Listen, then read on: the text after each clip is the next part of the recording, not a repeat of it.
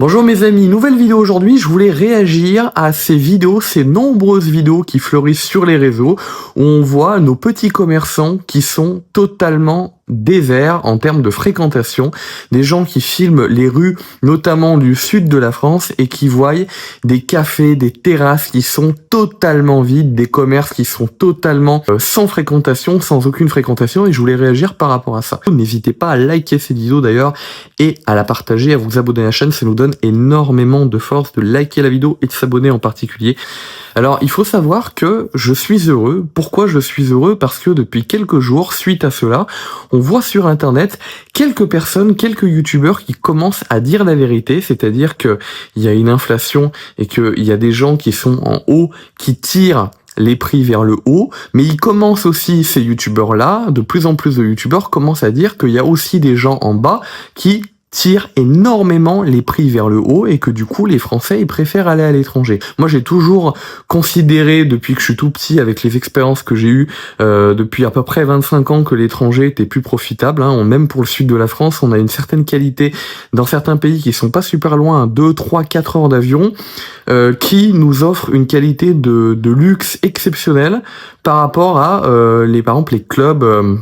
Je vais pas citer de nom parce que je veux pas de procès, mais des clubs très très bien que j'ai fait en France, où je me suis fait de nombreux amis, mais où on n'avait pas une qualité de luxe. Et pour le même prix, on avait cette qualité-là à l'étranger.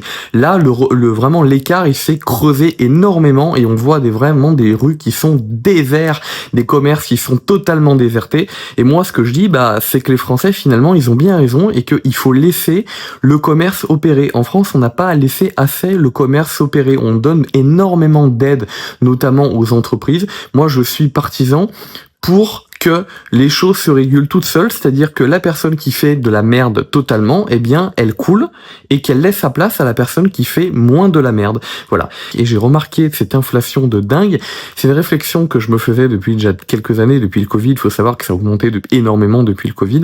Mais quand on regarde bien, on se dit, mais le Covid, ça a été juste une crise médicale, j'insiste bien sur le point médical, passagère qui a duré 2 ans et demi grand maximum. On peut comprendre que les prix ont augmenté dû à des mouvements internationaux à ce moment-là précisément. Mais qu'est-ce qu'on a remarqué? On a remarqué que ces prix-là ont gardé leur valeur très très haute pour le grand public une fois que le Covid s'est terminé. Et même pire les amis, nous avons remarqué que ces prix exorbitants ont continué à augmenter les années après le Covid. Qu'est-ce que ça veut dire? Eh bien moi je vais vous le dire, même si personne ose le dire en France, très peu de monde ose le dire. En fait, les commerçants, et particulièrement les petits commerçants, parce que les grandes chaînes le font, mais il y a aussi surtout les petits commerçants qui le font énormément. Je vais vous citer des exemples après que moi j'ai vu personnellement dans ma ville, pas super loin de chez moi.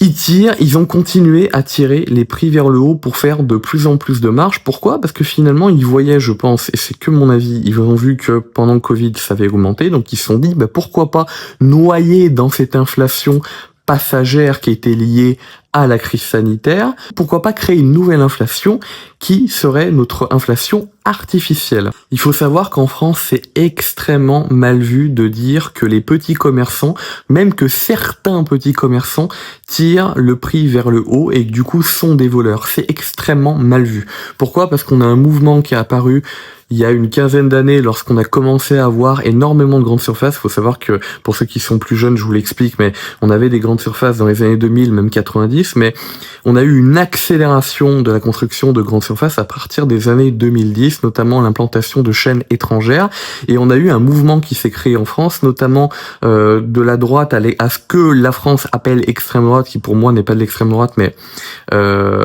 à peu près entre ce que les Français appellent droite, LR et extrême droite, qui tend à tout pardonner aux PME et notamment aux petits commerçants dans certains milieux, dont la restauration, qui est visée par ce qui est en train de se passer. Et du coup, c'est totalement comme une secte, c'est-à-dire qu'on peut pas critiquer les choses qui se passent autour de ce secteur. C'est très très très mal vu.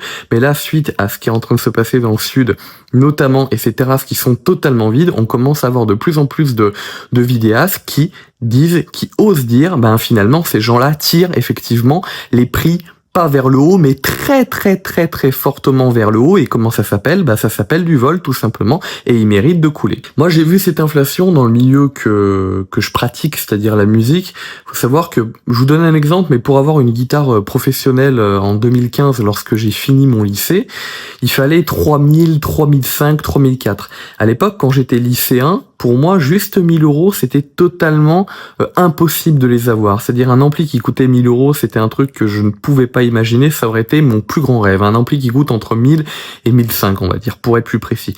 Et là, les mêmes instruments, moi je les ai vus en 2-3 ans, ils ont augmenté de 3004, de 3005 à 5000, 6000, c'est-à-dire qu'ils font le prix de guitares, ce qu'on appelle les guitares historiques, les guitares de collection, qui elles ne font plus 6000 aujourd'hui, mais 8, 9, 10 000. Et c'est vrai qu'en voyant ça, je me dis, mais putain, les pauvres jeunes, moi déjà à l'époque, je trouvais que 1000 euros c'était, on va dire, hors de portée. Mais aujourd'hui, ces jeunes-là, si à 10 ans, ils avaient peut-être l'espoir de se payer en économisant énormément sur 1 ou 2 années une guitare de rêve à 3005 que moi j'aurais pu peut-être me payer en économisant énormément à l'époque, aujourd'hui elle fait 5000, 6000 et ils ne peuvent plus du tout se la payer. Donc j'ai un peu de peine pour les jeunes par exemple qui font de la musique aujourd'hui, ou même les jeunes qui veulent sortir et qui veulent faire des soirées mais qui se retrouvent avec des prix qui sont tout simplement explosés. Je vous ai dit que j'allais vous donner un exemple.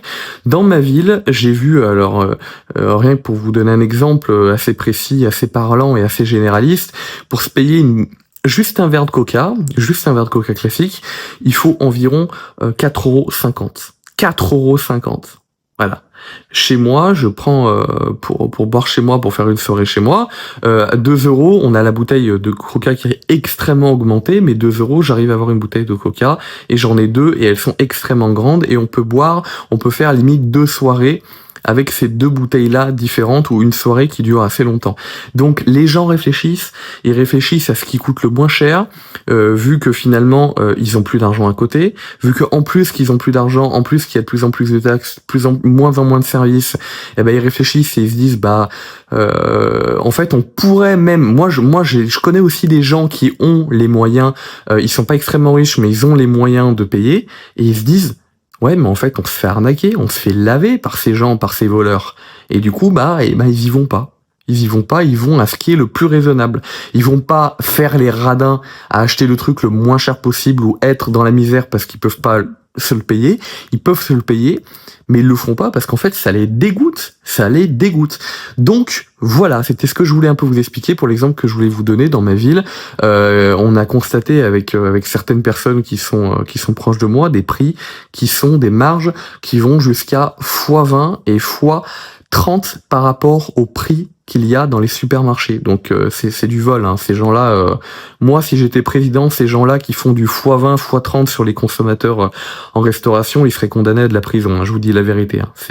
C'est dégueulasse, c'est totalement gerbant quand on voit la misère de certaines personnes en France, de pratiquer des prix pareils et de se foutre de la gueule autant des Français que ça. Et ces gens-là, en plus, la plupart du temps, sont moralement avec leurs clients infects. Souvent, les gens qui pratiquent des prix aussi élevés, c'est les gens qui crachent le plus à la gueule de leurs clients et qui sont le plus infects possible. C'est très corrélé, hein, c'est quelque chose qu'on remarque. Voilà. C'était mon analyse sur le phénomène des terrasses vides en France et de la critique qui commence à monter concernant les PME et de la restauration. Donnez-moi vos avis dans les commentaires, et notamment si vous êtes du milieu, qu'est-ce que vous en pensez? Quel prix vous pratiquez? Quelles sont vos marges si vous osez le dire, ou si vous pouvez le dire tout simplement, si c'est autorisé. Et puis quant à moi, je vous dis à la prochaine pour une nouvelle vidéo. Merci beaucoup et à bientôt.